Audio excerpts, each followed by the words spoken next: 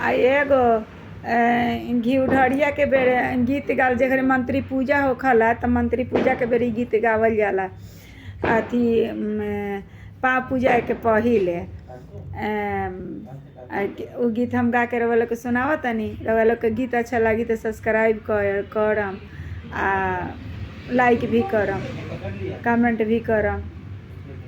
हमारा वीडियो में बहुत बहुत सब लोग के स्वागत बा।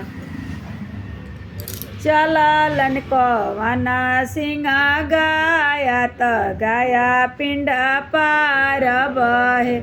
चललन कवना सिंहा गाया त गाया पिंड पार बहे। आहे हमहि पर बरउआ सानब पितर लोग आनंद होइहे। आहे हमहि पर बरउआ सानब पितर लोग आनंद होइहे। ऐसे सब लोगों के अपना घर के लोग के नाम धराला आ इहे गीत होखला। अगर गीत हमारा अच्छा लगी तो रउआ लोग सब्सक्राइब कर बेल आइकन दबावल मत भूलें।